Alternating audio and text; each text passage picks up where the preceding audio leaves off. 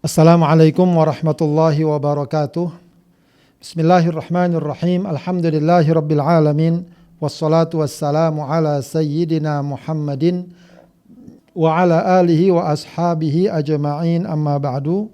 Allahumma allimna ma yanfa'una wanfa'na bima 'allamtana.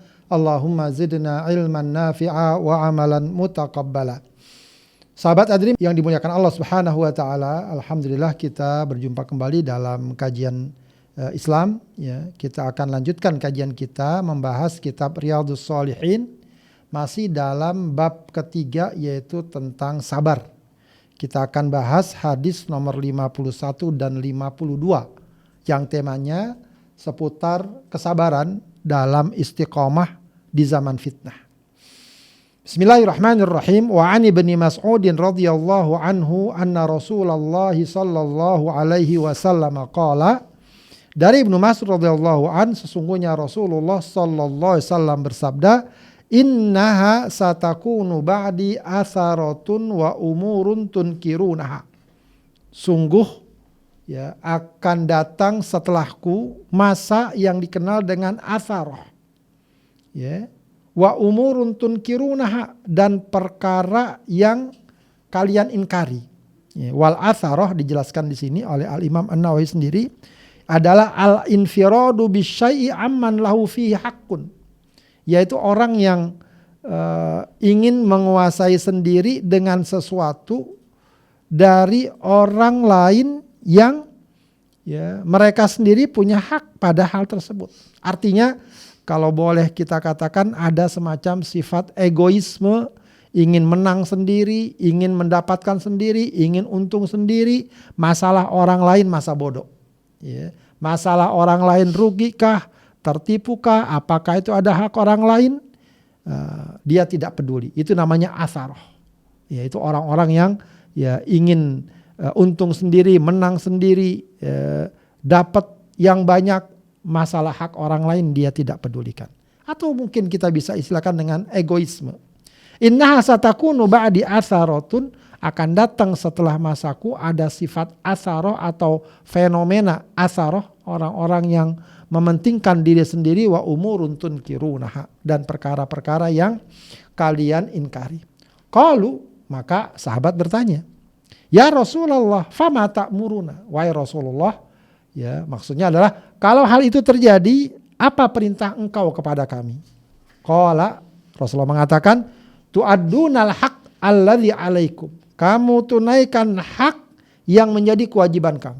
Kalian, kata Rasulullah, ketika hal itu terjadi, yang penting kalian tunaikan hak yang menjadi kewajiban kalian. Maksudnya tunaikan kewajiban kalian, ya, penuhi hak-hak yang harus dipenuhi. Apakah berkaitan dengan hak Allah, ya, ibadah, ketaatan, keimanan, atau menjadi hak manusia, ya, yang memang menjadi kewajiban kita. Kalau kita sebagai seorang ayah, maka kita penuhi hak keluarga kita, anak istri kita.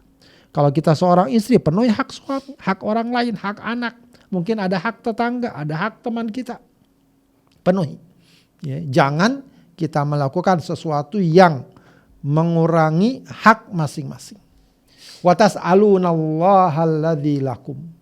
Sementara yang menjadi hak kalian, kalian mohon kepada Allah pertolongan, perlindungan.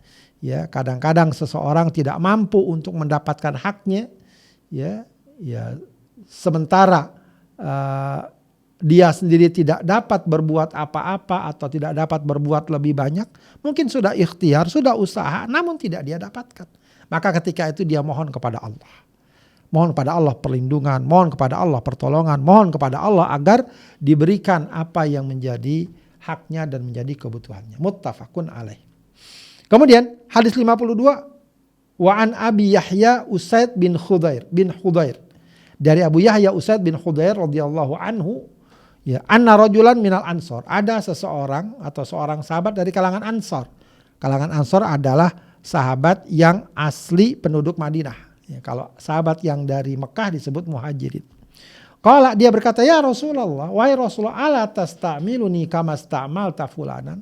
Ya Rasulullah, ya, tidakkah kamu gunakan aku ini maksudnya berikan aku jabatan dan kedudukan kama sta'malta fulanan, sebagaimana engkau memberikan si fulan kedudukan, jabatan atau posisi-posisi tertentu. Faqala, maka Rasulullah mengatakan innakum satalqauna ba'di atharotan. Engkau akan dapati sesudahku, sudah masaku atharoh, sama dengan tadi hadis sebelumnya, yaitu sikap egoisme, sikap orang yang mementingkan diri sendiri. Ya, artinya di balik itu akan muncul banyak kerusakan, banyak kekacauan dan lain sebagainya. Fasbiru, hendaklah kalian bersabar hatta talqauni alal haud, sampai kalian dapat menemuiku di telagaku. Muttafaqun alaih. Jadi di akhirat nanti ya, masing-masing nabi akan menjaga telaganya. Mereka akan menyambut umat-umatnya yang tunduk, yang beriman, yang taat kepadanya. Siapa yang dapat meminum air dari telaga tersebut, dia tidak akan haus selamanya. Dia akan mendapatkan kenikmatan surga Allah Subhanahu wa ta'ala. Maka ketika ada seorang yang meminta jabatan dan kedudukan, ya bisa jadi hal ini berdasarkan hikmah dan pemahaman Rasulullah bahwa orang tersebut ya tidak berhak mendapatkan jabatan, atau mungkin belum layak, atau mungkin sebab yang lain yang Rasulullah ketahui. Yang penting yang Rasulullah ingatkan, apapun yang terjadi, maka ya kalau nanti mendapati masa-masa yang berat penuh fitnah, hendaklah kaum muslimin bersabar.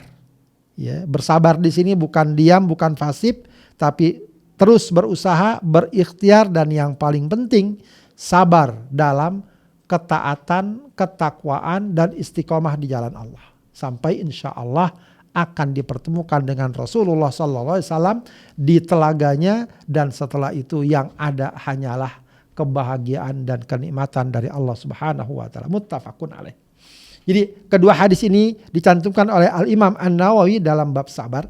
Ya, tentu saja maknanya adalah agar kita bersabar dalam keimanan, bersabar dalam ketakwaan, dalam istiqomah. Tentu saja maknanya bukan bersabar artinya kita diam, pasrah, tidak berikhtiar, tidak. Terus berikhtiar, mendapatkan apa yang menjadi hak kita, apa yang seharusnya menjadi hak kita. Tapi yang paling penting jangan tanggalkan keimanan dan ketakwaan kepada Allah Subhanahu wa ta'ala.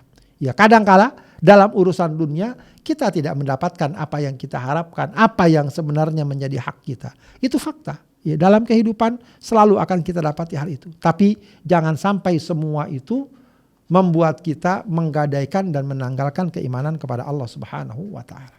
Baik, pelajaran dari kedua hadis ini, ya, Rasulullah SAW atas wahyu dari Allah memberikan gambaran yang akan terjadi di masa datang. Jadi ini bukan berarti Rasulullah meramal. Tidak. Ya, sebab apa yang Rasulullah sampaikan tak lain adalah wahyu dari Allah Subhanahu wa ta'ala. Wa ma yantiqu 'anil hawa in huwa illa wahyu yuha. Rasulullah tidak berucap berdasarkan hawa nafsunya, tapi wahyu yang diberikan kepada beliau. Ya, jadi jangan samakan dengan orang yang sekarang suka meramal tahun sekian akan terjadi sekian, tahun sekian akan terjadi sekian. Tidak. Ya, ini memang bagian dari nubuwah, ya, dari kenabian Rasul. Di antara tanda kenabian Rasul, kenabian Rasulullah SAW adalah dia mampu atau dapat memberikan gambaran apa yang nanti terjadi, bukan semata karena ramalannya, tapi karena memang diwahyukan oleh Allah yang tentu maha tahu apa yang telah terjadi, yang sedang terjadi, dan yang akan terjadi. Yang lebih penting bagi kita adalah tentu saja kalau hal tersebut sudahlah disampaikan, maka tinggal bagi kita bersiap-siap, antisipasi, memperkokoh dan memperkuat keimanan kepada Allah Subhanahu wa ta'ala. Agar ketika itu terjadi jangan kita kagetan, jangan kita limbung ya, atau bingung, tidak. Apalagi sudah dijelaskan oleh Rasulullah. Agar kita kuat, kokoh, ya, tetap istiqomah, ya, sabar dalam menghadapi berbagai macam dinamika dan problematika yang berlaku. Kemudian poin yang lainnya adalah kadang terjadi satu keburukan di luar kemampuan kita untuk mengatasinya. Ya. Ini bukan berarti kita kemudian diam, tidak. Ya, kita tetap berikhtiar, berusaha, mencari solusi, mengatasi. Tapi betapa sering kita dapati perkara-perkara yang di luar kemampuan kita. Kita tidak berdaya. Nah, ketika hal itu terjadi, minimal sekali adalah kita jangan goyah, jangan gadaikan dan hilangkan prinsip. Dan tanggalkan prinsip. Tapi tetap istiqomah di jalan Allah. Minimal sekali kita tunaikan kewajiban apa yang menjadi kewajiban kita. Kita penuhi hak yang memang harus kita penuhi.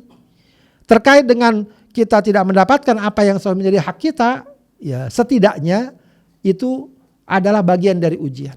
Ya, cukup kita mohon kepada Allah Subhanahu wa taala kalau memang berbagai upaya dan ikhtiar belum membuat kita mendapatkan apa yang kita inginkan. Dan itu tidak masalah di sisi Allah. Seseorang misalnya ketika dia sakit, dia berusaha ikhtiar tapi tidak sembuh atau belum sembuh. Bagi Allah tidak masalah. Yang paling penting adalah ikhtiar. Yang paling penting adalah dia tetap bergantung kepada Allah, bersandar kepada Allah, beriman kepada Allah, begitu ya. Atau ada hak kita pada orang lain, kita udah ikhtiarkan. Bisa jadi tidak terpenuhi. Tidak mengapa. Di sisi Allah itu bukan dosa. Ya. Paling tidak yang menjadi kewajiban kita, kita lakukan. Yang menjadi hak orang lain atas kita, kita tunaikan. Itu saja. Ya, jangan sampai ya misalnya sudahlah kita mengalami kesulitan-kesulitan, kewajiban tidak kita lakukan.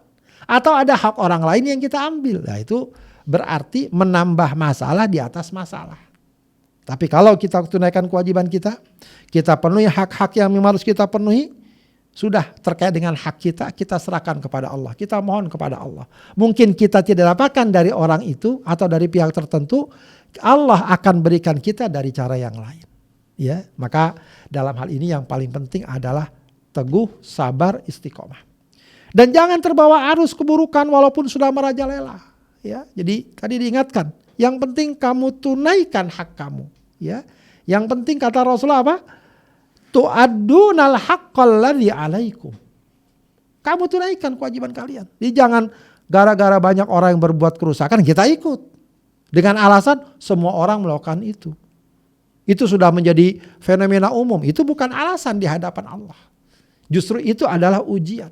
Bagaimana ketika orang-orang rusak, ketika fenomena terjadi kerusakan di mana-mana, kita tetap istiqomah dan teguh di jalan Allah Subhanahu wa taala. Jadi jangan jadikan keburukan, pelanggaran, kerusakan di tengah kehidupan menjadi alasan dan landasan kita juga untuk berbuat buruk. Tidak. Ya. Dalam satu hadis Rasulullah mengatakan, la takunu imma'ah. Jangan jadi orang yang imma'ah, pelin-pelan. Kalau orang-orang baik saya baik, kalau orang-orang buruk saya buruk. Tidak. Kata Rasulullah, kalau orang baik kita ikut baik. Tapi kalau orang berbuat zalim, maka jangan kita ikut berbuat zalim. Kemudian tetap istiqomah dalam kebaikan sekuat tenaga, seraya mohon pertolongan pada Allah. Jadi istiqomah ini memang sebuah perjuangan yang sangat besar. Ya, di saat banyak fitnah, banyak berbagai macam kerusakan, kita tetap teguh istiqomah di jalan Allah. Apa yang menjadi kewajiban kita tunaikan, sholat tetap kita lakukan, bakti pada orang tua, penuhi hak-hak tersebut. Ya kita tunaikan, menjaga aurat, meninggalkan zina. Di saat banyak orang yang menganggap zina itu biasa, membuka aurat itu biasa, kita teguh. Wah itu sesuatu yang besar. Maka inilah mahalnya istiqomah. Makanya istiqomah di jalan Allah itu besar sekali nilainya. Kemudian bersabar sesaat di dunia. Ya dalam hadis ini kita diingatkan. Ya memang berat. Tapi bersabar sesaat di dunia. Pada hakikatnya dunia ini sebentar. Sesaat kita sabar saja dalam kebaikan. Jangan mudah terbawa arus. Tergoda oleh berbagai macam godaan. Tipu daya, rayuan. Sabar. Ya. Tapi sabar dalam kebaikan. Jangan sabar dalam keburukan. Ya. Gak apa-apa. Sesaat kita bersabar. Kalau nanti akhirnya akan mendapatkan kebaikan abadi di akhir.